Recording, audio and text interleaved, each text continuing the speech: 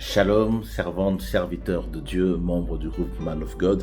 Je vous salue tous dans le nom merveilleux de notre Seigneur Jésus-Christ de Nazareth. Je suis le prophète Patrick Iluna Kalambay, pasteur responsable de l'église de la Compassion, expansion de l'UPN à Kinshasa. Je suis ravi de faire cette exhortation et je tiens aussi à dire merci au pasteur bienvenu de m'avoir associé à ce programme.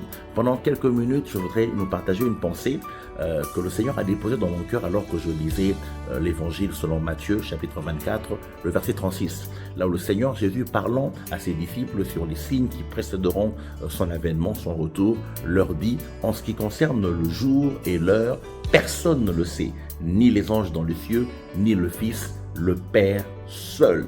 Et dans d'autres passages, il dit le Père seul qu'il a fixé de sa propre autorité. C'est vrai, je voudrais nous partager ce passage en le prenant hors de son contexte eschatologique pour le mettre dans notre vie quotidienne, dans nos réalités quotidiennes. Il arrive de fois où Dieu nous fait des promesses, où Dieu nous promet le mariage, le succès, l'élévation ou autre chose. Et en tant que chrétiens dans notre humanité, nous essayons d'inscrire ces promesses dans un calendrier. Savoir quand est-ce que Dieu accomplira ce qu'il nous a promis. Quand est-ce que cela va-t-il se réaliser? Ce mariage que Dieu m'a promis, quand cela arrivera-t-il? Ce voyage, cette élévation, cette gloire dans mon ministère, ces grandes choses que Dieu a eu à me montrer, quand cela arrivera-t-il? Et ces questions nous troublent de foi et perturbent notre foi. Et il arrive que certains chrétiens même commencent à donner à Dieu des ultimatums, du genre: Seigneur, si tu n'agis pas en 2025, telle chose arriverait. Vous verrez des gens qui disent: Seigneur, je vais en prière, je veux qu'avant la fin de cette année 2025, que tu agisses. Je voudrais qu'en début de 2026, tu agisses. Père, je voudrais voir ces choses avant 2027. Et certains chrétiens, pas vous ni moi, mais certains vont même jusqu'à dire à Dieu: Seigneur, si tu ne fais pas avant décembre 2025, j'abandonne la foi. Si tu ne fais pas avant 2026, j'arrête de prier.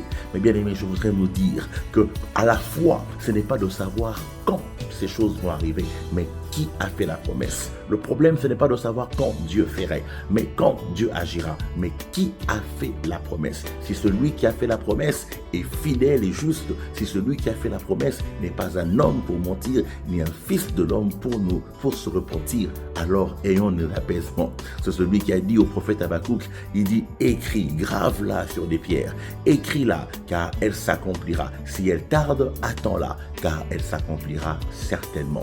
Je veux dire à quelqu'un, les promesses de Dieu vont s'accomplir certainement dans ta vie. Pour ce qui concerne le jour ou l'heure, il arrive parfois que ni le prophète le sache, ni les anges ne le sachent, mais Dieu seul qui a fixé un temps de sa propre autorité. Il y a une saison que Dieu a fixée, il y a un temps que Dieu a fixé où vous verrez toutes les promesses de Dieu s'accomplir fidèlement dans vos vies. Je voudrais prier avec nous ce matin pendant quelques minutes et nous recommander sous la grâce de Dieu. Père, je prie avec tes serviteurs et tes servantes, Père, que tu nous donnes ce fruit de l'esprit qui est la patience, ô Dieu. Père, de croire que tu es fidèle. Tu n'es pas un homme pour mentir, ni un fils de l'homme pour te repentir.